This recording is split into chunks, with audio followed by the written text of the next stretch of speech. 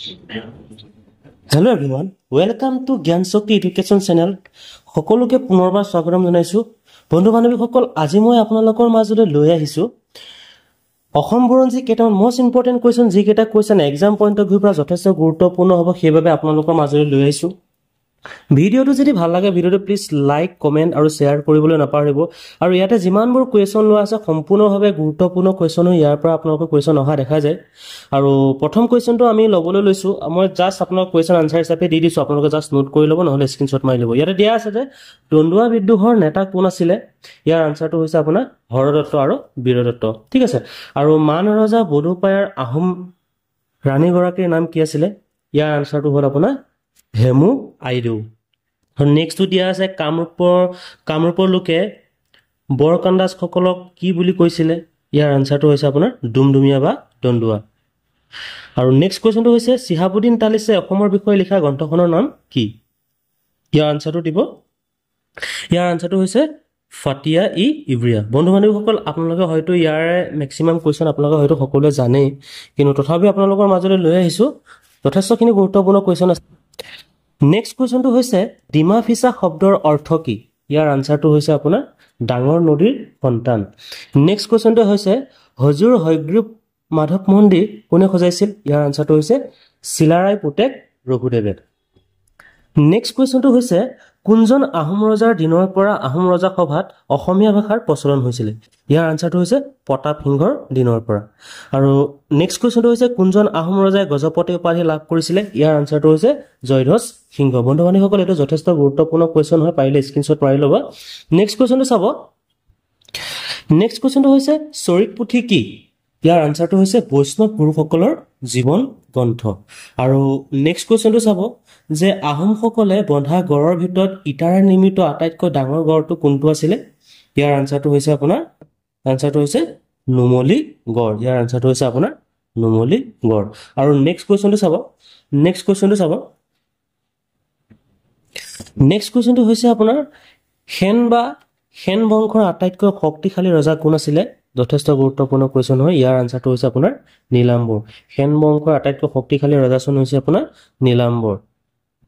Next কুৱেশ্যনটো চাব যে চুতীয়া ৰাজ্যৰ শাসনৰ বাবে শদিয়াত ৰখা আহোম বিষয়াজনৰ পদবীটো কি আছিলে, ইয়াৰ আনসাৰটো হৈছে শদিয়াখোৱা গোহাঁই, ইয়াৰ আনসাৰটো হৈছে আপোনাৰ শদিয়াখোৱা গোহাঁই।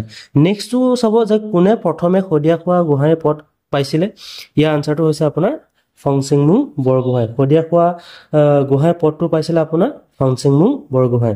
মহাকাব্য ৰামায়ণখন প্ৰথমে কোনে অসমীয়ালৈ ভাঙনি কৰিছিলে, ইয়াৰ আনসাৰটো হৈছে আপোনাৰ মাধৱ কন্দলী। নেক্সটটো আছে হাজোৰ পোৱামক্কা কোনে সজাইছিলে, ইয়াৰ আনসাৰটো হৈছে আপোনাৰ গিয়াছুদ্দিন আউলিয়া। নেক্সটটো চাব যে কমতাপুৰৰ পৰা যোৰহাটলৈ কোনে এটা আলি নিৰ্মাণ কৰিছিল, ইয়াৰ আনসাৰটো হৈছে আপোনাৰ কমতাৰ ৰজা নীলাম্বৰে। নেক্সট কুৱেশ্যনটো চাব যে কামৰূপ ৰাজ্যৰ নাম কেতিয়াৰ পৰা অসমৰ হৈছিলে, ইয়াৰ আনসাৰটো হৈছে আহোমৰ সময়ৰ পৰা, ঠিক আছে, ইয়াৰ আনসাৰটো হৈছে আহোমৰ সময়ৰ পৰা। নেক্সট কুৱেশ্যনটো চাব। নেক্সট কুৱেশ্যনটো হৈছে ডিমাপুৰৰ প্ৰাচীন নাম কি আছিলে, ইয়াৰ আনসাৰটো হৈছে আপোনাৰ হিড়িম্বাপুৰ, ইয়াৰ আনসাৰটো হৈছে আপোনাৰ হিড়িম্বাপুৰ। নেক্সট কুৱেশ্যনটো চাব যে শংকৰদেৱে মহাপুৰুষক কোনে আখ্যা দিছিলে, ইয়াৰ আনসাৰটো হৈছে আপোনাৰ অসমৰ জনসাধাৰণে। নেক্সট কুৱেশ্যনটো চাব মৈদাম কি হয়, ইয়াৰ আনসাৰটো হৈছে আহোমৰ ডাঙৰীয়া সমাধি। নেক্সট কুৱেশ্যনটো হৈছে কাৰেংঘৰ কি হয়, ইয়াৰ আনসাৰটো হৈছে আহোমৰ ৰাজপ্ৰসাদ, ইয়াৰ আনসাৰটো হৈছে আহোমৰ ৰাজপ্ৰসাদ। নেক্সট কুৱেশ্যনটো হৈছে যে অসমৰ কোনখন যুদ্ধত প্ৰথমে সাৰ বাৰুদ ব্যৱহাৰ কৰা হৈছিলে, ইয়াৰ আনসাৰটো হৈছে আপোনাৰ কলাৰগড়ৰ যুদ্ধত। যথেষ্ট গুৰুত্বপূৰ্ণ হয়, মনত ৰাখিব, অসমৰ কোনখন যুদ্ধত প্ৰথমে সাৰ বাৰুদ আৰম্ভ কৰা হৈছিলে, ইয়াৰ আনসাৰটো কলাৰগড়ৰ যুদ্ধত 1553 চনত। ত্ৰিপুৰা বুৰঞ্জী কি হয়, ত্ৰিপুৰা বুৰঞ্জী হৈছে আপোনাৰ ত্ৰিপুৰা ৰাজ্যৰ ঘটনাত লিপিবদ্ধ এক পুথি, মনত ৰাখিব, বহুত ইম্পৰ্টেণ্ট হয়। নেক্সট কুৱেশ্যনটো চাব যে জয়ন্তীয়া বুৰঞ্জী কি হয়, ইয়াৰ আনসাৰটো হৈছে জয়ন্তীয়া দেশৰ ঘটনা সন্নিৱিষ্ট কৰা পুথি। আজান ফকীৰৰ প্ৰকৃত নাম কি হয়, ইয়াৰ আনসাৰটো হৈছে আপোনাৰ চাহ মিৰাণ, ইয়াৰ আনসাৰটো হৈছে চাহ মিৰাণ। আৰু আহোমৰ দিনত 6000 পাইকৰ ওপৰত বিষয়াজনক কি বুলি কোৱা হৈছিলে, ইয়াৰ আনসাৰটো হৈছে ফুকন। আহোমৰ দিনত নৌবাহিনীৰ সেনাপতিজনক কি বুলি কোৱা হৈছিলে, ইয়াৰ আনসাৰটো হৈছে নাওবৈচা ফুকন।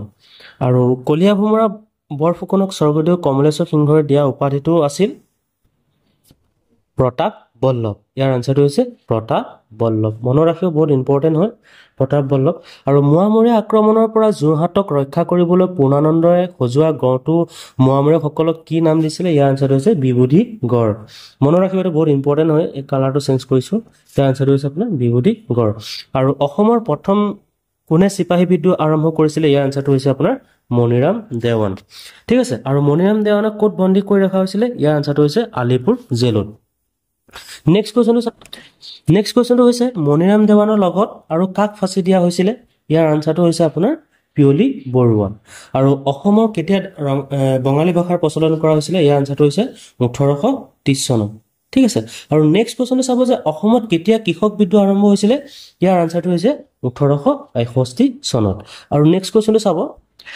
নেক্সট কোৱেশ্চনটো হৈছে যে পথৰুৱা ঘাটৰ ৰণ কেতিয়া হৈছিলে ইয়াৰ আনসাৰটো হৈছে 1894 চনত ইয়াৰ আনসাৰটো হৈছে আপোনাৰ 1894 চনত আৰু নেক্সট কোৱেশ্চনটো চাব যে ফুলগুৰি ধাৱা কেতিয়া হৈছিলে ইয়াৰ আনসাৰটো হৈছে আপোনাৰ 1861 আৰু বংগৰ পৰা অসম কেতিয়া পৃথক কৰা হৈছিলে ইয়াৰ আনসাৰটো হৈছে আপোনাৰ 1874 আৰু শ্বিলঙত অসমৰ ৰাজধানী কেতিয়া স্থাপন কৰা হৈছিলে ইয়াৰ আনসাৰটো হৈছে আপোনাৰ 1864 অসমীয়া ভাষাৰ পুনৰ প্ৰচলন কেতিয়া কৰা হৈছিলে ইয়াৰ আনসাৰটো হৈছে 1873 মনত ৰাখিব ইম্পৰ্টেন্ট হয় নেক্সট কোৱেশ্চনটো হৈছে অসম মহিলা কমিটিৰ জন্মদাতা কোন আছিলে ইয়াৰ আনসাৰটো হৈছে আপোনাৰ চন্দ্ৰপ্ৰভা শইকীয়ানী অসমৰ ছাত্ৰ সমাজক সংগঠিতকৰণত কোনে নেতৃত্ব প্ৰদান কৰিছিলে ইয়াৰ আনসাৰটো হৈছে দেশপ্ৰাণ চন্দ্ৰনাথ শৰ্মা মানৰ প্ৰথম আক্ৰমণ কেতিয়া হৈছিলে ইয়াৰ আনসাৰটো হৈছে 1817 চনত নেফাৰ বৰ্তমান নাম কি হয় ইয়াৰ আনসাৰটো হৈছে অৰুণাচল ইয়াণ্ডাবু সন্ধি কেতিয়া স্বাক্ষৰিত কৰা হৈছিলে ইয়াৰ আনসাৰটো হৈছে 1826 চনৰ 24 ফেব্ৰুৱাৰী ঠিক আছে নেক্সট কোৱেশ্চনটো চাব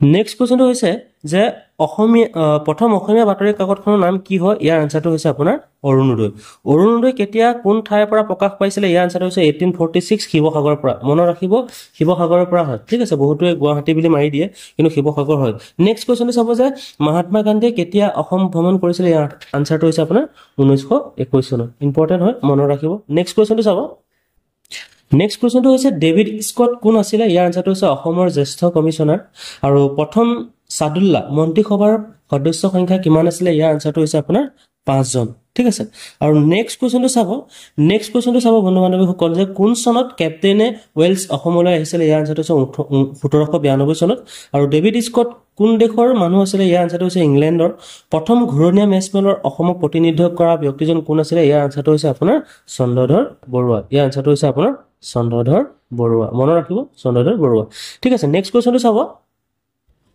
বন্ধুসকল ভিডিওটো ইমানে আছিলে আৰু নেক্সট পাৰ্টটোৰ কাৰণে আমাৰ চেনেলটো আপোনালোকে সাবস্ক্ৰাইব কৰি ৰাখিব আৰু এনেকুৱা ধৰণৰ গুৰুত্বপূৰ্ণ কুৱেশ্যনবোৰ পাবৰ কাৰণে ভিডিওটো যদি ভাল লাগিলে প্লিজ আপোনালোকৰ বন্ধু বান্ধৱীৰ মাজত শ্বেয়াৰ কৰি দিব আৰু পুনৰ লগ পোৱাৰ কাৰণে ধন্যবাদ জয় অসম জয় হিন্দ